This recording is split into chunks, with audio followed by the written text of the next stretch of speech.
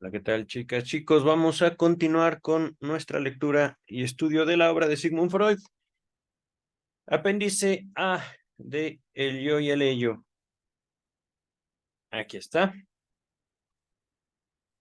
Penúltimo capítulo, podríamos decirlo. Son ya textos cortitos, lo que nos falta de El yo y el ello. Dice el apéndice A, sentido descriptivo y dinámico de lo inconsciente. Antes de comenzar, me parece que hubo ya algunas palabras de Freud al respecto de lo inconsciente en su sentido descriptivo y dinámico, y esto en el texto titulado así literalmente lo inconsciente. Ajá. Les dejaré aquel texto que forma parte de el grupo de trabajos metapsicológicos en la descripción. Ajá. Dice, me parece que esto es de parte del traductor. Un curioso problema plantean dos oraciones que aparecen en la página 17. Atrajo mi atención a ese problema en una comunicación personal Ernest Jones, quien se encontró con él mientras examinaba la correspondencia de Freud. El 28 de octubre de 1923, pocos meses después de que apareciera esta obra, Ferenczi escribió a Freud. Palabras de Ferenczi. Sin embargo, me aventuro a formularle una interrogante, ya que hay un pasaje de El yo y el ello que no comprendo si usted no me da la solución. En la página 13 encuentro lo siguiente. En el sentido descriptivo hay dos clases de inconsciente, pero en el dinámico solo una. Antes de continuar, nota pie de página número 1. De la edición alemana, la página 13, ajá. Ambas oraciones aparecen en nuestro caso en la página 17, debe ser el capítulo 1 del yo y el ello. Ujú. Repito la frase. En el sentido descriptivo hay dos clases de inconsciente, en el dinámico solo una. Continúa Ferenczi. Pero como en la página 12 usted dice que lo inconsciente latente es inconsciente solo descriptivamente, no en el sentido dinámico. Yo había pensado que era precisamente el enfoque dinámico el que exigía la hipótesis de que hubiera dos clases de inconsciente, mientras que para la descripción hay solo consciente e inconsciente. Cese estas siglas las ha usado Freud desde la interpretación de los sueños. Ajá. A esto respondió Freud el 30 de octubre de 1923. Miren, 2 días después. Ajá. Palabras de Freud. Su interrogante sobre el pasaje de la página 13 de El yo y el ello me ha producido verdadero espanto. Lo que allí se dice confiere un sentido directamente opuesto a la página 12. En la oración de la página 13 se han trastrocado simplemente descriptivo y dinámico. Continúa James Strachey, el traductor.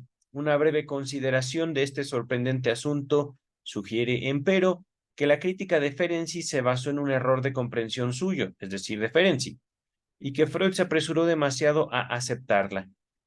No es fácil despejar las confusiones que están en la base de la observación de Ferenczi, y se hace inevitable una argumentación más bien extensa. No obstante, vale la pena tratar de aclarar la cuestión, dado que otros, además de Ferenczi, pueden caer en igual error. Mm, miren, ya no sé si estas son palabras de Freud, porque este paréntesis cuadrado, digámoslo así, al menos a mí me marca como una nota del traductor. Y esto parece como si lo hubiera escrito Freud. No, porque aquí habla de Freud en tercera persona. Bueno, vamos a continuar. Supongo que estas son palabras de James Strachey. Ajá. Comencemos por la primera parte de la segunda oración. En el sentido descriptivo hay dos clases de inconsciente.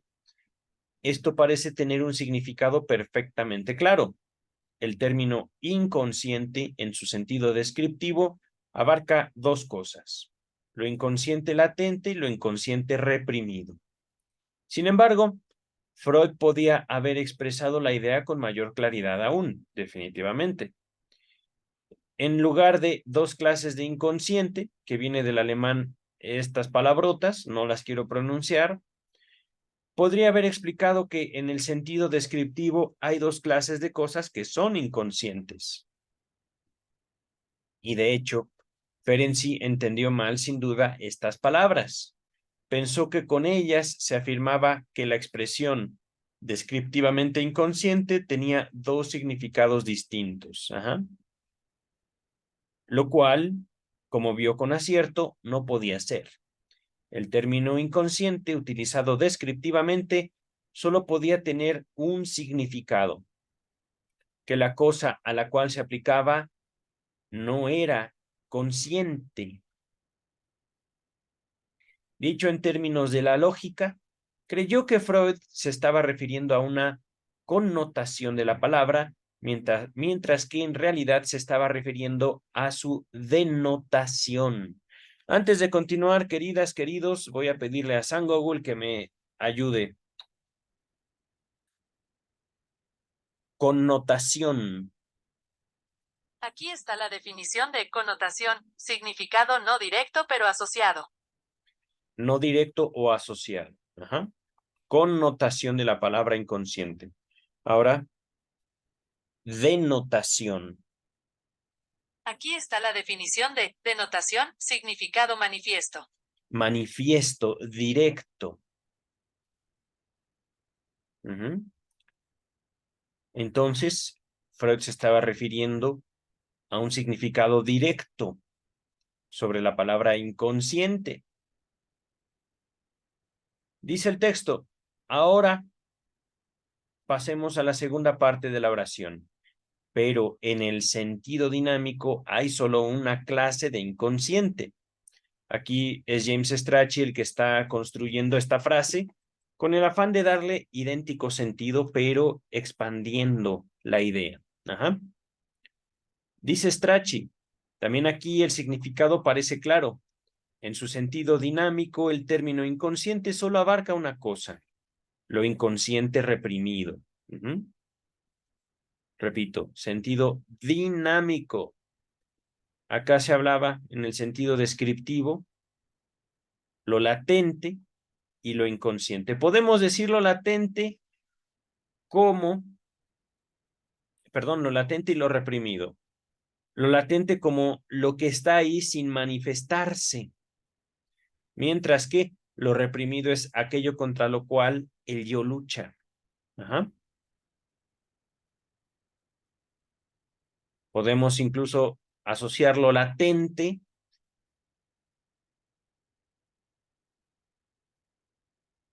dije lo que no se manifiesta, pero también es lo secundario, aquello con lo cual podemos asociar directamente ciertos contenidos, ciertas cosas, por decirlo así, ciertas ideas, representaciones, fantasías, etcétera. Ahora vamos a continuar. Pasemos ahora a la segunda parte de la oración, repito, pero en el sentido dinámico hay solo una clase de inconsciente. También aquí el significado parece claro. En su sentido dinámico, el término inconsciente solo abarca una cosa, lo inconsciente reprimido. Dinámico, entiendo justamente con una implicación de movimiento de fuerzas que permite la represión sobre algún contenido. Es decir, yo no quiero saber de eso específicamente.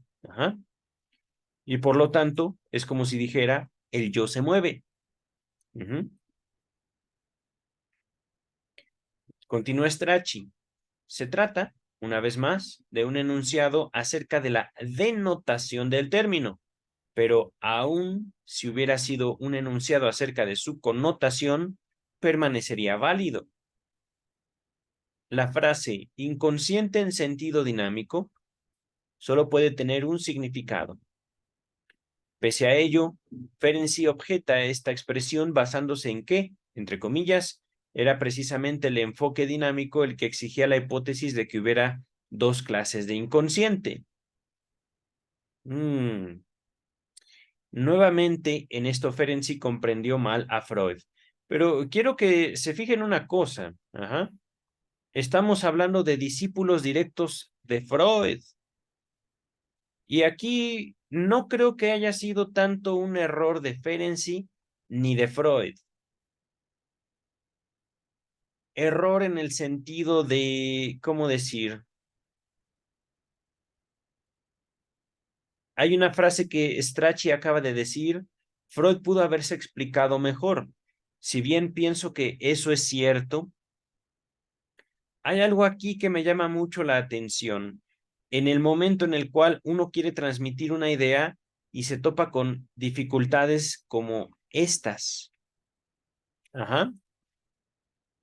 Palabras alemanas, por supuesto, Ferenczi, Freud, muchos de los primeros analistas eran hablantes de lengua alemana. No puedo decir que sea un problema, digamos, en la traducción, como sí, posibles dificultades en, ¿cómo decirlo? La facilidad que ofrece el idioma alemán, la lengua alemana, a la transmisión de ideas. Es decir, no que el alemán sea algo malo, sino que podría prestarse a complicaciones en la comprensión, justo por los muchos significados que pudiera tener algunas palabras en alemán. Y esto no solo en alemán, en muchas otras lenguas. Acabo de leer algún texto en japonés en el cual la misma palabra tiene significados diferentes dependiendo del contexto. Ajá. Ahorita vamos a regresar al texto. Estábamos acá. Comprender mal a Freud. Ajá. Ferenczi, un discípulo directo. Por eso se da, digamos, la oportunidad de que Ferenczi le escribe a su maestro. Aquí no lo entendí. ¿Qué quería decir? Ajá. Continúa Strachey. Pensó que lo que afirmaba era.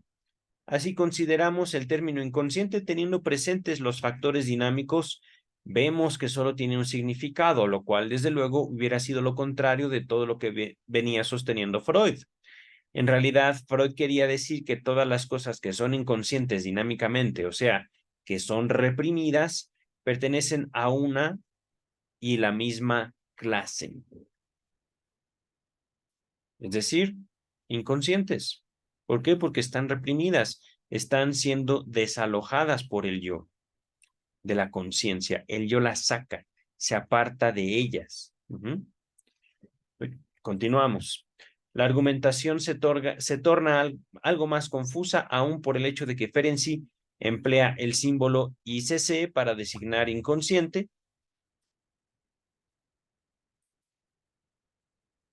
en sentido descriptivo, un desliz que el propio Freud cometió de manera implícita en la página 19. Así pues, la segunda oración de Freud parece en sí misma totalmente inmune a la crítica. Ahora bien, es como sugiere Ferenczi, y Freud parece aceptar, incompatible con la primera. En la primera se decía que lo latente es inconsciente, solo descriptivamente, no en el sentido dinámico, pues claro. Por ejemplo, algo latente. Tengo un sueño en el cual aparecen mi papá y mis hermanos. ¿Quién falta? Mi madre. O, en mi sueño, veo yo a una persona recuperando el sueño de la inyección de Irma, una persona que a mí me evocan a otras tres, una mujer que se parece a mi esposa, a una paciente y a una amiga. Ajá. Lo latente serían justamente las tres figuras que yo veo representadas únicamente en mi sueño como una sola figura, una sola persona con la cual yo establezco algún contacto en mi propio sueño. Pero latente, es decir, esa figura con la cual yo soñé, me recuerda, me evoca a tres personas, tres mujeres. Ajá. No estoy yo reprimiendo simplemente, o podríamos decir en el sueño, estas modificaciones, esta condensación, es justamente una deformación de la represión. Ahorita, de todos modos, lo dejamos así, en el sentido en el cual podemos comprender algo inconsciente, por ejemplo, por su aproximación particular por parte del yo. Ahorita, repito, en la primera se decía que lo latente es inconsciente solo descriptivamente, no en el sentido dinámico. Es decir, podemos aproximarnos a esas tres figuras de la cual mi sueño me la presenta como una sola, como una manifestación latente de mis sentimientos hacia las tres personas, por ejemplo. Vamos a continuar. A juicio de Ferenczi, esto parecía contradecir el enunciado posterior de que, en el sentido descriptivo, hay dos clases de inconsciente. No obstante, los dos enunciados no se contradicen. El hecho de que lo inconsciente latente sea inconsciente solo descriptivamente no implica, en modo alguno, que sea la única cosa inconsciente descriptivamente. En verdad, hay un párrafo en la 31ª de las nuevas conferencias de introducción al psicoanálisis, todavía no lo tenemos leído, pero ya llegaremos a él, escritas unos 10 años después de la presente obra, en que Freud repite toda la argumentación en términos muy semejantes. Estamos en el volumen 19, ya llegaremos al 22. Si ustedes quieren adelantarse, bienvenidos. Dice el texto. Allí se explica en más de una oportunidad que, en el sentido descriptivo, tanto el preconsciente como lo reprimido son inconscientes, mientras que en el sentido dinámico, la designación inconsciente se restringe a lo reprimido, se restringe, se limita. Por último, debe señalarse que este intercambio epistolar, es decir, de cartas, tuvo lugar apenas unos días después que Freud fuera sometido a una intervención quirúrgica sumamente seria. Aún no podía escribir, es decir, su respuesta fue dictada, y es probable que no estuviera en condiciones de sopesar cabalmente la crítica, es decir, Freud acepta la crítica de Ferenczi de manera casi sin chistar, muy probablemente por el dolor que esta operación quirúrgica le causaba. Continuamos. Parece admisible que, luego de reflexionar sobre, entre comillas, el descubrimiento de Ferenczi, advirtiera que era ilusorio, ya que en las ediciones posteriores del libro, ese pasaje nunca fue modificado. Fin del apéndice A, chicas, chicos. Vamos a dejar hasta aquí para leer el apéndice B en otro video. Déjenme ver, o ya lo incluyo. No, sí está un poco extenso. A ver, 6. Terminaríamos en la 66. Ya vamos a leerlo, ¿no? Apéndice B, el gran reservorio de la libido. Nuevamente, James Strachey, damas y caballeros, dice, este punto que se menciona en la página 32, nota 7, y es examinado con más detalle en la página 47, plantea considerables dificultades. Aparentemente, la analogía o comparación figuró o se expuso por primera vez en la nueva sección agregada por Freud a la tercera edición de los 3 ensayos de teoría sexual, que se publicó en 1915, pero él había preparado en el otoño de 1914. El pasaje reza así: la libido narcisista o libido yoica se nos aparece como el gran reservorio desde el cual son emitidas las investiduras de objeto y al cual vuelven a replegarse, y la investidura libidinal narcisista del yo como el estado originario realizado en la primera infancia, que es solo ocultado por los envíos posteriores de la libido, pero se conserva en el fondo tras ellos. Volumen 7, 3 ensayos de teoría sexual. Continúa Strachey. Sin embargo, la misma idea había sido expresada antes en otra de las analogías favoritas de Freud, que a veces se presentan como alternativa y otras veces en forma paralela a la de, entre comillas, el gran reservorio. Este párrafo anterior se halla en Introducción del Narcisismo, escrito de Freud que data de los comienzos de ese año, 1914. Nos formamos así la imagen de una originaria investidura libidinal del yo. La cedida después a los objetos, es decir, investidura. Aquí podríamos incluso sustituir investidura libidinal como una energía que puede servir al ser humano para indicar, he ahí un yo. Que después, esa misma energía o investidura libidinal, importancia podríamos también llamarla, es cedida, es decir, es asignada a los objetos. Empero, considerada en su fondo, ella persiste, es decir, a pesar de que yo pueda amar, no voy a dejar de pensar en mí mismo. Y es a las investiduras de objeto como el cuerpo de una ameba a los pseudópodos que emiten. Es decir, si no hay una importancia del yo mismo, el sujeto no puede amar y también el sujeto no puede odiar.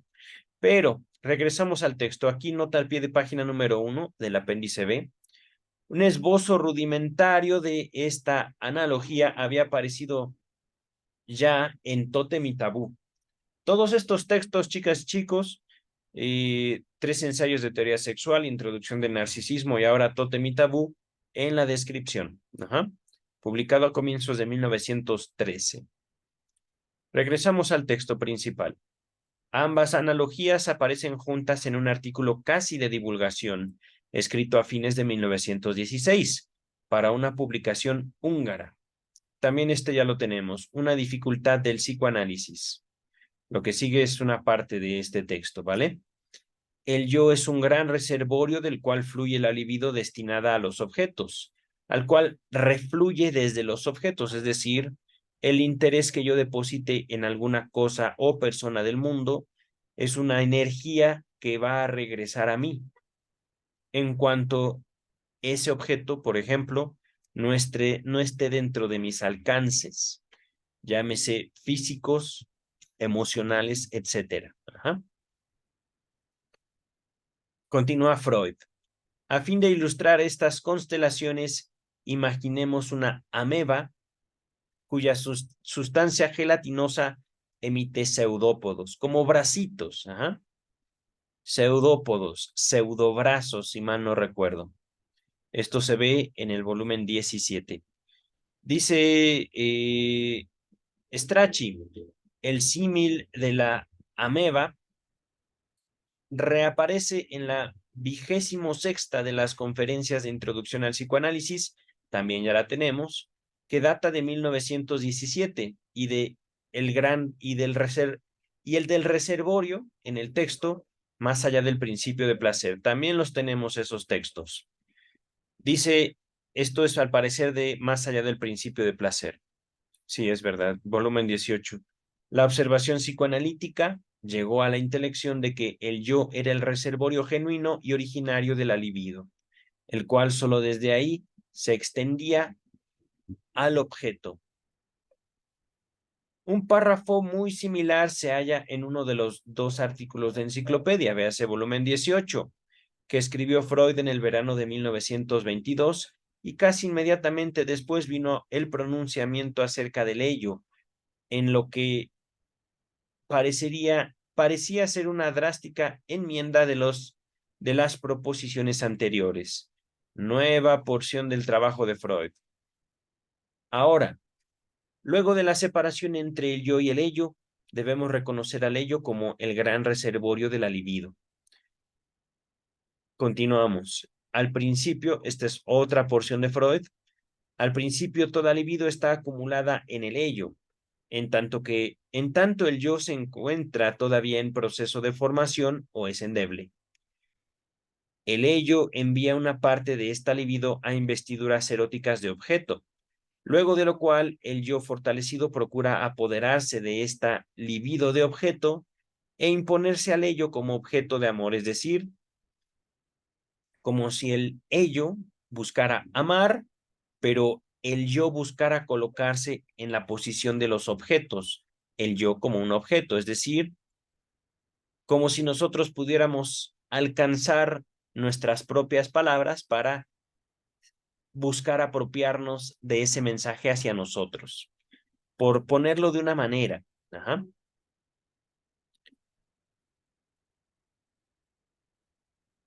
¿Dónde me quedé? Por lo tanto, el narcisismo del yo es un narcisismo secundario, sustraído de los objetos. Es decir, aquí podemos también sustituir esta palabra como robado de los objetos, quitado de los objetos. Esta nueva postura, dice Strachey, de Freud parece perfectamente entendible. Por ello, choca un poco encontrar la siguiente oración escrita apenas un año antes, perdón, un año después aproximadamente de El yo y el ello. En el texto, la presentación autobiográfica. Este ya lo leeremos, ahorita no lo tenemos todavía leído. Dice Strachey, no, perdón, Freud. Durante la vida entera, el yo sigue siendo el gran reservorio del libido, del cual son emitidas investiduras de objeto y al cual la libido puede refluir desde los objetos. Es decir, entre que sí y que no. ¿El yo es el reservorio o es el ello? Y aquí, lo que recuerdo del texto del yo y el ello es que el ello es una parte, no, el yo es una parte del ello.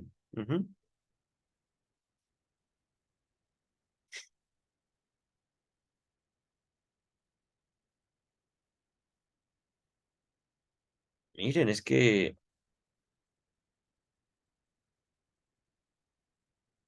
voy a dejarlo así mi comentario.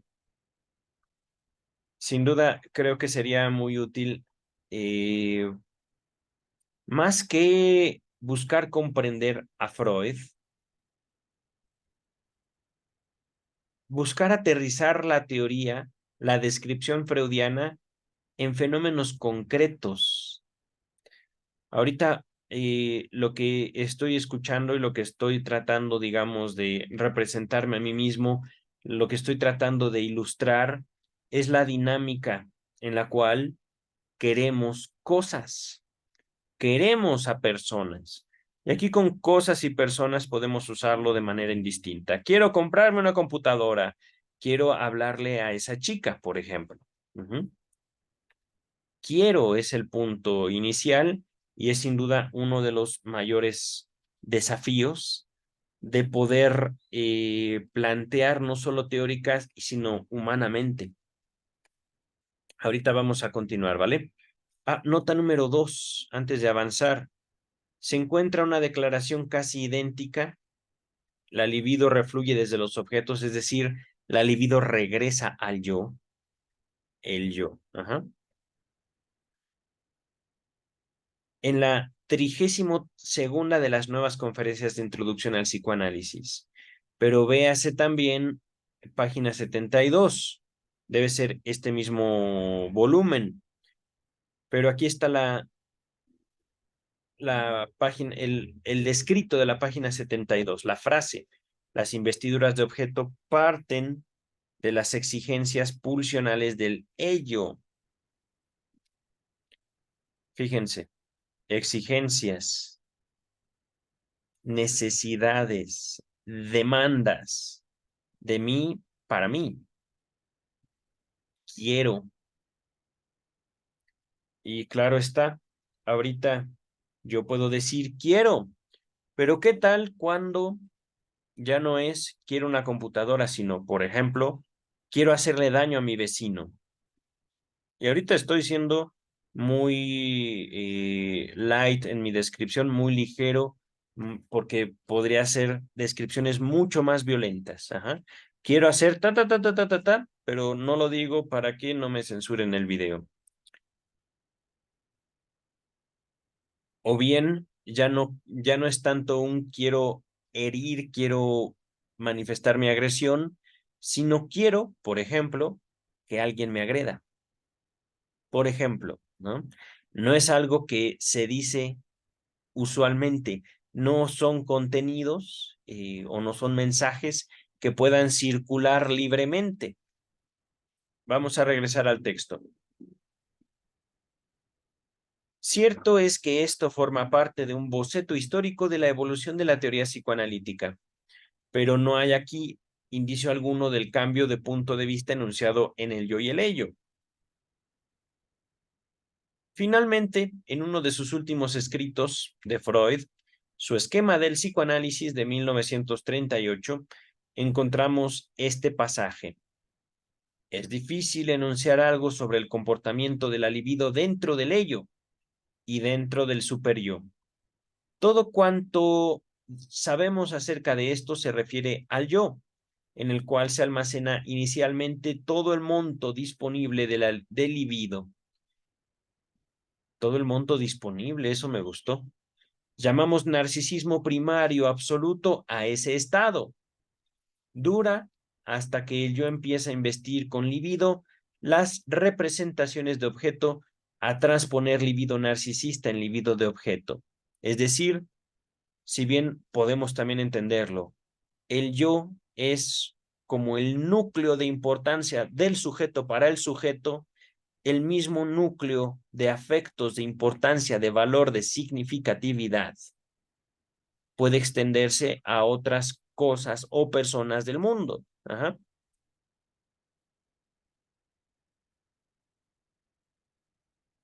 Continúa el texto.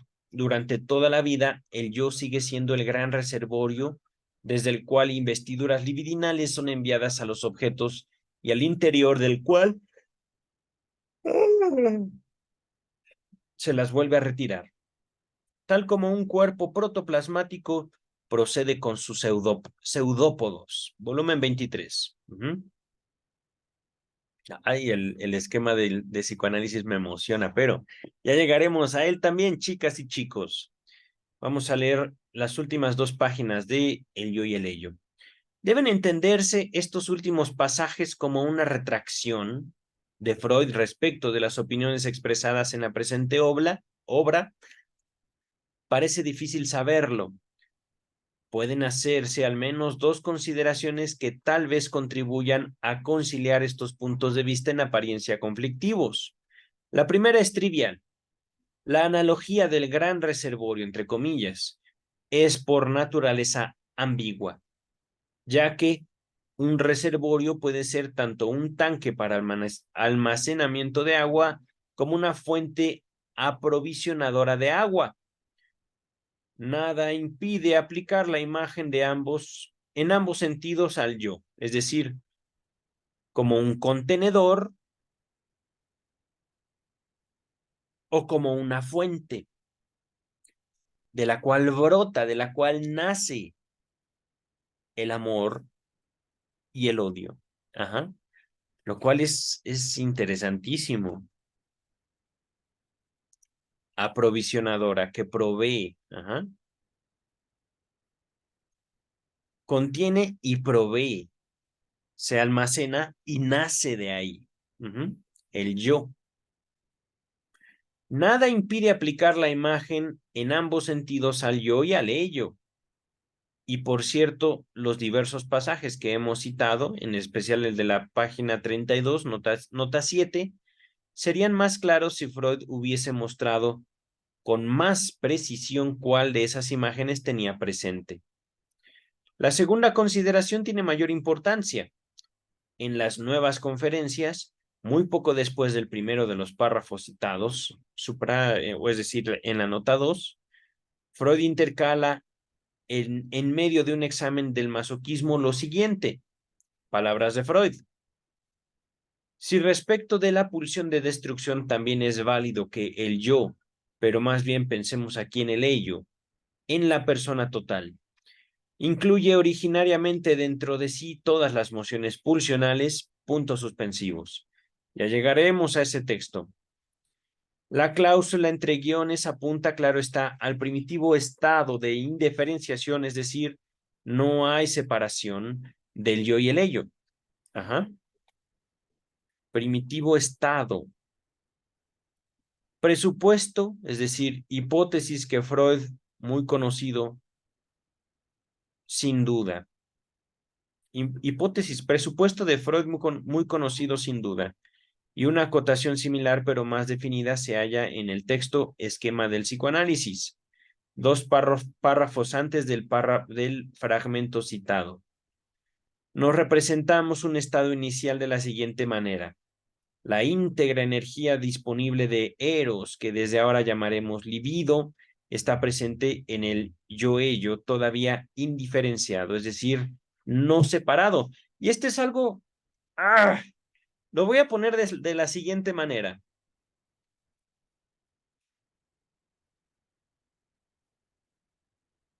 Cuando nosotros, lo voy a poner así, lo voy a poner así.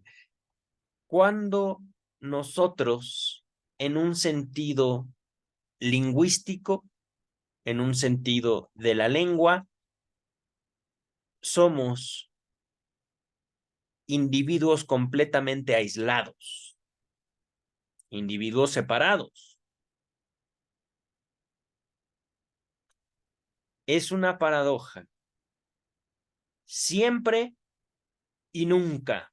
Estoy aproximándome a través del lenguaje, queridas y queridos. Si yo fuera un individuo que hablara una sola lengua en todo el mundo, en la cual yo me entiendo a mí mismo, esa lengua no tendría sentido porque no hay un otro con el cual pueda compartir significados. Es decir, yo sé lo que hablo o yo sé lo que intento decir, tengo una idea y uso el lenguaje para buscar plasmarla y al mismo tiempo, es decir, soy sujeto del habla y al mismo tiempo, si yo no cuento con un otro con el cual me aproxime a través del lenguaje, es decir, yo ya no soy yo cuando hablo, sino que trato yo de hacerme entender colocándome en el lugar del otro, por decirlo de una manera. No que yo vaya a alcanzar, sino que es una búsqueda permanente de hacerme entender. Ajá. Me estoy aproximando a esta dificultad a partir del lenguaje, pero lo mismo ocurre a partir del deseo. Lacan tenía una frase, el deseo del hombre es el deseo del otro. ¿Hasta qué punto un deseo es nuestro? No podemos decir el deseo es completamente mío y el deseo es únicamente una influencia del exterior. Es una construcción de ambos. Y sin embargo, el ser humano sin deseo no es ser humano. Ahorita lo voy a dejar así, esta aproximación que estoy haciendo entre el yo y el ello. Esto fue lo que me dio la clave, indiferenciado. Estamos hablando al momento de la indiferenciación, al momento de la completa unión entre yo y ello, un yo que se está formando a partir de su contacto con el mundo. Ajá. Un yo que puede decir en algún momento de su vida, yo necesito eso con urgencia. Yo sin mi mamá me muero. O si mi papá no está aquí, me van a hacer daño. Ajá.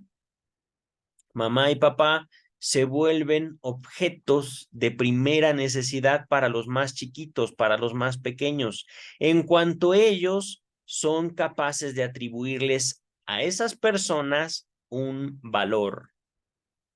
Y ese valor viene, digámoslo así, del yo, del bebé, de la bebé, de los infantes, de ellos, de los pequeñitos.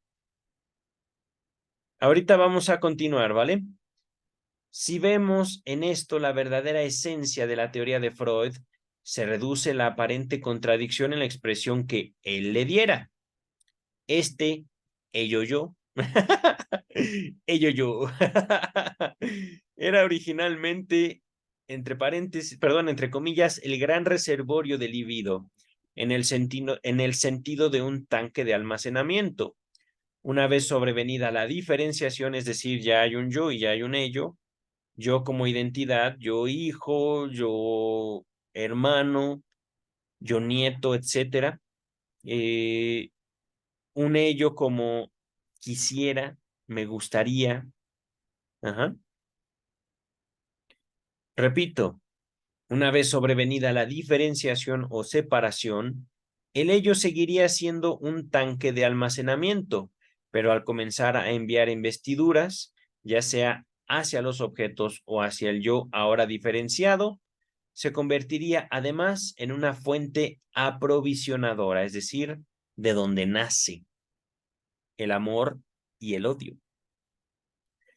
Pues bien, esto mismo es válido para el yo, ya que este tanto sería un tanque de almacenamiento del libido narcisista como desde otra perspectiva, fuente aprovisionadora de investiduras de objeto. Esto último nos lleva, no obstante, a otra cuestión en la cual parece inevitable suponer que Freud sostuvo distintas opiniones en diferentes momentos. En el yo y el ello, véase página 47, se nos dice que al principio toda libido está acumulada en el ello. Luego, el ello envía una parte de esta libido a investiduras eróticas de objeto, de las que el yo, esto es de Strachey, procura apoderarse, estas son palabras de Freud, e imponerse al ello como objeto de amor. Por lo tanto, el narcisismo del yo es un narcisismo secundario. Me parece que a Strachey ya le gustó esta frase, ¿eh? Al menos es algo que me ha dado la impresión cuando yo mismo me encuentro leyendo una frase que es que no comprendo, no comprendo, es que algo me gustó de la frase y me evoca algo mío. No diré que. Vamos a continuar. En el esquema de psicoanálisis, uno de los últimos textos de Freud, en cambio leemos que es el yo, que es en el yo, palabras de Freud, donde se almacena inicialmente todo el monto de libido disponible. Es que, queridas, queridos, es muy sencillo. El yo es la administración de nuestra energía. El ello es el reservorio, es como el tanque justamente de almacenamiento. No puede haber una manipulación, un manejo, un control de la energía sin un yo.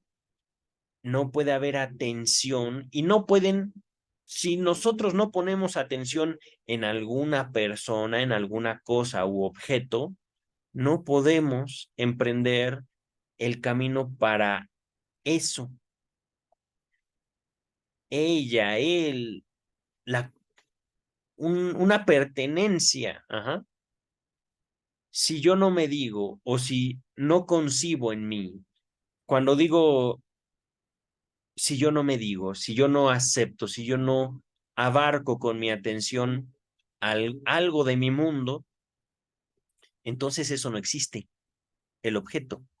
Por supuesto que físicamente podríamos decir existe, pero no existe en el sentido del sujeto, no es real para el sujeto, no hay deseo. El deseo es lo que convierte al mundo como algo con lo cual nos podemos relacionar. Ahorita quiero simplemente continuar señalando la relación entre el yo y la atención. Ajá. Atención, el manejo de nuestra energía psíquica, el manejo de nuestra libido. Repito, en el yo, donde se almacena inicialmente todo el monto de libido disponible, estado al cual se llama narcisismo primario absoluto y que, entre comillas, perdura hasta que el yo comienza a investir con libido las representaciones de los objetos. Cuando yo digo, quiero una computadora, estoy usando palabras que apuntan a representaciones en ustedes, queridas y queridos. Ajá. Cuando yo digo quiero, me estoy colocando delante de aquel objeto que ha sido real para mí y que soy capaz de plasmar en palabras. Continuamos. Dos procesos diversos parecen ser vislumbrados en estas dos descripciones. Según el primero, las investiduras de objeto originales provendrían directamente del ello y solo indirectamente alcanzarían al yo. Según el otro, la totalidad de la libido pasaría del ello al yo y llegaría indirectamente a los objetos. Los dos procesos no resultan incompatibles y es posible que ambos tengan lugar. Pero sobre esto, Freud guarda silencio. Ah, eso me gustó. Usualmente no me gustan las intervenciones de Strachey, pero esto es bello. Me gustó, hasta como para título de un libro. Sobre esto, Freud guarda silencio. Chan, chan, chan. Vamos a dejar hasta aquí, queridas y queridos. Y sobre esto tratará al menos los siguientes dos videos. No me acuerdo cuántos capítulos es de este texto, pero quiero estrenarlo para finales de octubre, principios de noviembre, que es justamente época de Halloween y de Día de Muertos aquí en México. Queridas, queridos, cuídense mucho. Nos estamos viendo para una neurosis demoníaca del siglo XVII, creo, o siglo XII. No me acuerdo. Lo tenía en pantalla, no lo leí, les soy sincero. Cuídense mucho. Bye.